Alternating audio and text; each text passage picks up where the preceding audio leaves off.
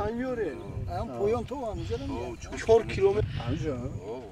Transformatça memnuna dinlira mekaşan sayfimekten Tahmini همین موضع با آبچی کارهای نظررس انجام یافته ایستاده است که مشکلات حل خودرو یابد. از طرف صاحبکار یک قطار کارها به انجام رسانده شده است. روزی که خیلی که می‌بینیم در روزی 48 متر سکواژن کانال توزیع کرده برآوردن آبی زیر زمینی رو از در روزی 4 کیلومتر از با این موضع آبیاری کرده می شود. این کار کی حل خودرو می‌یابد تأخیر؟ مدت‌های کوتاه‌ترین حل خودرو می‌یابد. اینجا چگونه باغ بنیاد میشه اصلا؟ اصلا باغی بادام، باغی پیسته‌ای ترکی بنیاد می‌شود. نمی‌دونم همین خدا.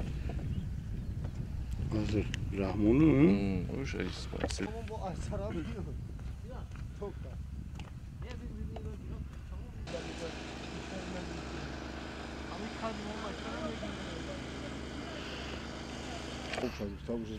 Peki taş ne güzel. Ki şunu da vay Şun kenar gibi. Ya ona mahsar anlasın. Dekadin.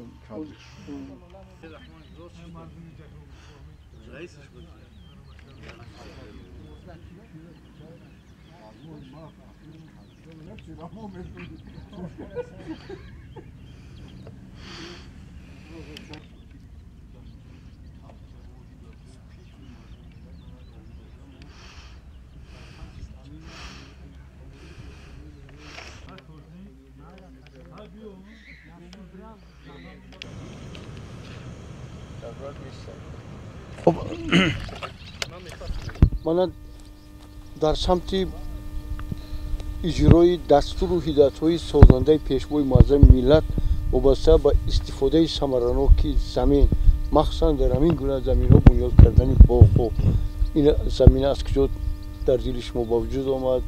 چی شد همین گونه باغ‌های زیبا بنیاد کردید؟ اساس از کجا سرچشمه گرفت؟ من در مسکو بودم که یک 3 سال پیش از اینکه برآمد محترم президент ما مومل رحمان گوش کردم محترم جناب عالی президент ما پیشوای ملت که گفتن که همه از جوانان با مناسبت 30 سالگی همین وطن ما خیزد یک سرمایه‌گذاری کنید یک وطن یک آبادی کنید اقلا دههای خودتون باشد یک کم باشه آبادی کنید دلم راست گپ خیلی شد دلم با همین چه خواستم نیت کردم که همینجا من بیزنسم در دیگه دولت‌ها که بودن خودم که کارم که در دیگه دولت‌ها بود نیت کردم که همینجا اومده است وطن خودم با است آبادی میکنم و آموختم که کجا با چیه که کجا با پرابلم چیه چیزی که دیگران نکرده استفاده باشه چیزی که خلق خود تک جای کردن متد من باید مشاهده نکنم یک جایی که مثال زورش نمیرسد یا یک مشکلش یک کمبودش است برای من همین قطعه زمینی که من گرفته هستم اینجا اهم جای پرابلم نه جای همین مشکل داشتگی زمینی همین ناحیه جیهون همینجا همین چیزی که آبش نیست وش نیست مشکلش بسیار راستی گپ من اومدم من گرفته است از ماه سپتامبر اکتبر سر کردیم من همین گردش من اگرجدینی کردیم محکم کردیم گردش پونستو که مثال گاو مال چطور میبیاد کاخ اینجا بنا همونجا سر کرده همین زمین این درخت نسبش پسته پیوندش ترکیه آوردم 24 گکتاری 25 گکتارش تا 25 گکتارش پسته پیوندی ترکیه انا 20 گکتاری دیگهش باشد وای بادام 10 گکتارش بادام از زمین قبادیون آوردگی 10 گکتار دیگهش بادام افغانستان آوردگی این خیلی مهنت زیاد کردگی از روز کار سر کردن ما تا با همین روز زیاد از 400 جای کار آدم زیادتر کار کردگی همین جای ما با اومده کار کرده رفته انا باز من 4 کیلومتر وای آب آورده استودیم چون که آب نمیاریم درخت میمونه تا همین روز همین ما ماشین قطعا هم تو ودواز قطع گشته آب داده همین درخت سبز کناندیم انا خدا خواهد من همین بین یک 10 روزه و نیت داریم که خدا خواهد من آب میبرد نزدیکی بالا ابولم امروز آب اومد خدا باشو نساسای بالا کانالم امروز این پایینم اومده است خدمت اساسی ما با کدوم نیت من این کارو میکنم من میخوام که من ندیده با هموطنای من همه خیلی با اومده قباتی من بایستد من 10 درخشونم با یک کس دیگه بیاد 10 درخشونم با یک کس بیاد 5 درخشونم چون که یک گل دو گل قطعی بهار ساختن نمیشه نه که ما همه ما که 10 تا درخشونم یک گل آبادی میشد من باوری کامل دارم که خلق ما بچه‌م رسیه رفتن و دیگه جو عذاب کشیدنش 10 تا 20 تا درخشونات بعد از 3 سال 5 سال همین 50 تا درخت زندگیش میبیند کم مهنت کنند. چرا که وای رسی رفتن و اومدن مضمون ندارد. چرا مضمون ندارد؟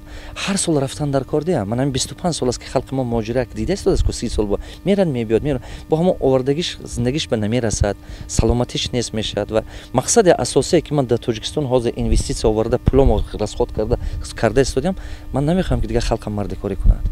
این نقض نه. من عذابش کشیدگی 6 ماه من مردی کاری کردگی من بسیار عذابش کشیدگی سال 97 96 وطن عبود کنیم بهتر است.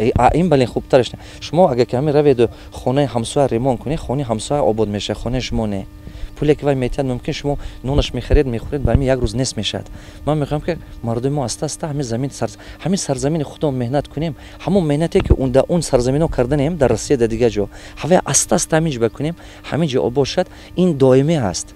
این ممکن اول با اون خیلی یک سال اول به نتیجه رنگ اونجا نمیتید یا 2 سال اول به 3 سال نه که این وقتی که نتیجه دائمی که میتید و نتیجه دوردست که میتید این بهترین چیه. برای همه قدر من همه هموطنام آرزو میکنم که هم ماشنا میکره کنن. بابا برو رحمت کلام برکات. این ان شاء الله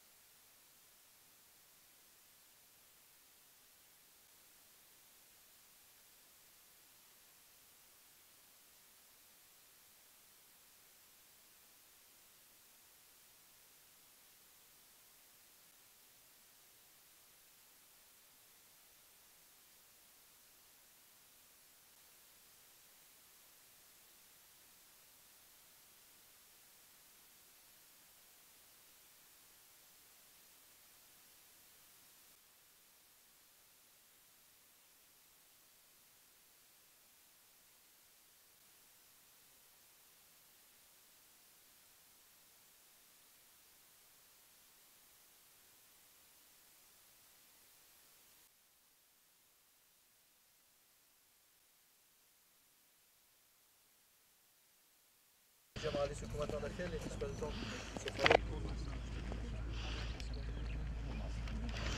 ما شاید